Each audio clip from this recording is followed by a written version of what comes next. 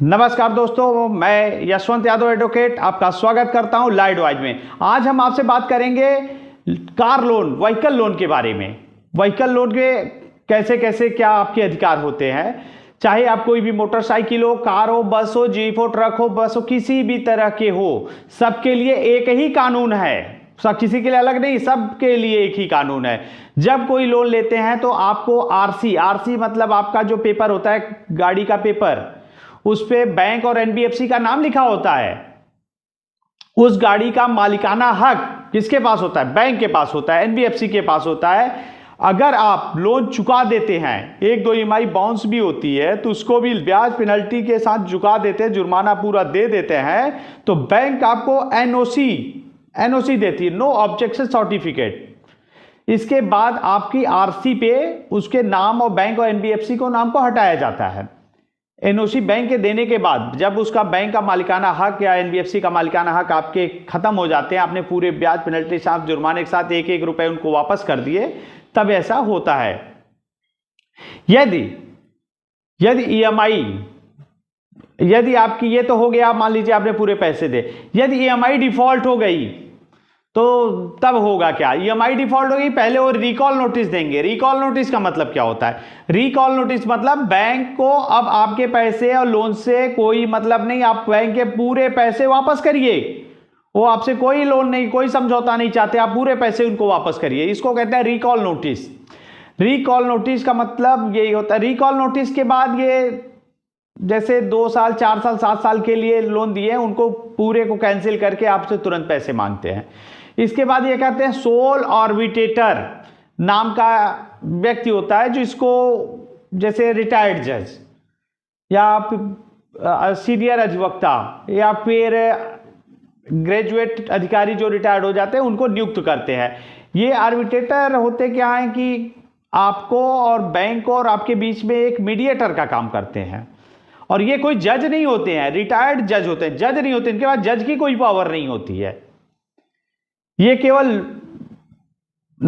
जज रिटायर्ड हैं। रिटायर्ड का मतलब उनके अधिकार समाप्त हो चुके हैं।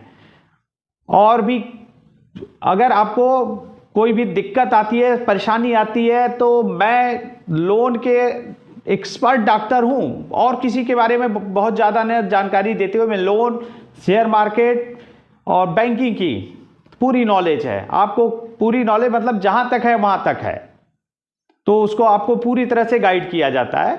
और उसके बाद हाँ, अभी टॉपिक पे आते हैं। ये आर्बिट्रेटर की नोटिस के बाद अगर आप 1 लोन है, 2 लोन है, 20 लोन है, 25 लोन है, 25 के 2500 लोन आप डिफॉल्ट कर रहे हैं, फिर भी आप क्रिमिनल नहीं हैं, आप अपराधी नहीं हैं। ये अपराध की श्रेणी में नहीं है।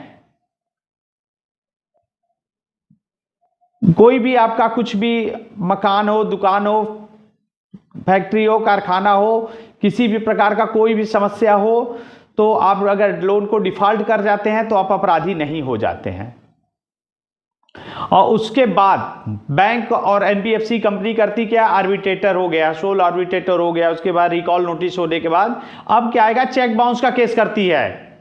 और वो भी करती कहां है? अदर स्टेट में। अदर स्टेट में बैंक और एनबीएफसी कंपनियां आपको चेक बाउंस का केस करती है, आपका भी और को अप्लीकेंट का भी। मतलब जो आदमी आपकी गाड़ी पे गारंटर है, गारंटर का मतलब क्या होता है? आप अगर इन्होंने लोन नहीं चुकाया, अगर जिन्होंने गाड़ी लिया उन्होंने लोन नहीं चुकाया, तो आपकी पूरी रिस्पॉन्सिबिलिटी बनती है कि ये लोन आपको चुकाना पड़ेगा। गारंटी देने से पहले बहुत सोच समझ के गारंटी दीजिए कि हाँ, ये अगर नहीं चुकाते हैं तो आपको चुकाना पड़ेगा। और ये सबसे ज्यादा एजेंट जो होते हैं परेशान किसको करते हैं? गारंटर को। क्यों? क्योंकि गारंटर आप ही का आदमी है, आप ही के यार रिश्तेदार हैं, तो आपके ही रिश्तेदार हैं, तो वो उनको प्रेशर बनाते हैं ताकि वो आपके पास तो गाड़ी है, आप तो जान ही रहे हैं लोन डिफॉल्ट है, लेकिन जो किसका कोई मतलब नहीं है, उसका भी नाम गारंटर में अगर है तो उनको आपको प्रेशर मिलेंगे ही। तो प्रेशर में ले देते हैं, तो इसका मतलब आपकी भी पूरी जिम्मेदारी हो जाती है। लोन की पूरी जिम्मेदारी आपकी है। गाड़ी रिकवरी करते हैं, ये उनका अधिकार नहीं है। मैंने कई बार देखा कि गाड़ी रिकवर कर लिए, उठा ले गए, जबरदस्ती उठा ले गए। ये उनका अधिकार नहीं है, राह चलते कोई भी गाड़ी को ले ले। अगर ऐसा होता है तो ये इस पे जानिए, डकैती का केस करिए, डकैती का केस दर्ज करिए। ये 4 एजेंट आ जाते हैं, कहीं भी रास्ते चलते आपकी गाड़ी को रोक लेते हैं, डराते हैं, धमकाते हैं और अब घर से गाड़ी ले लेते हैं।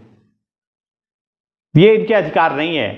आर्बिट्रेटर की नोटिस के बाद, रिकॉल कर की नोटिस आने के बाद आपको अगर आदेश होता है आर्बिट्रेटर का, तो आप क्या करेंगे, पहले एजेंट, रिकवरी एजेंट, ये इसको क्या करना है, पहले थाने पे जाना है, थाने पे इन्फॉर्म करना है कि मैं इनकी गाड़ी को लेने जा रहा हूं, रिकवर करने जा रहा हूं। वहां पे इन्फॉर्म करके तब जाना होता है और वहां पे शांति से उनसे बात करनी होती है और लिखित में देना होता है कि मैं आपकी गाड़ी को ले जा रहा हूं, रिटर्न में देना होता है।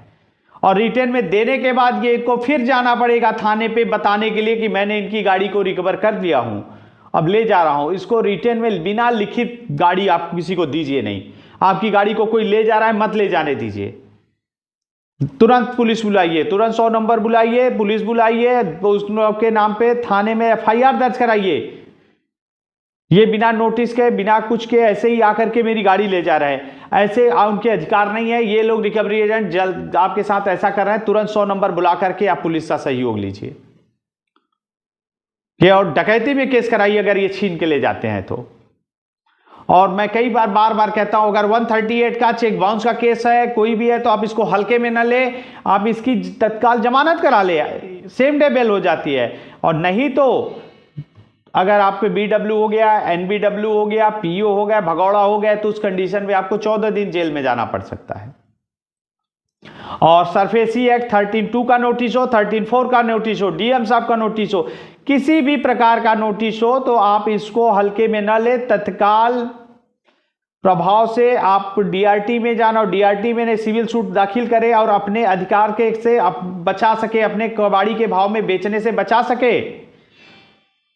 किसी भी तरह की कोई भी समस्या हो, परेशानी हो, हमारा WhatsApp नंबर है, हमें मैसेज करिए, फिर हम आपको कॉल पे बात करने के प्रोसेस को बताएंगे, फिर हमसे कॉल पे बात हो जाएगी आपसे।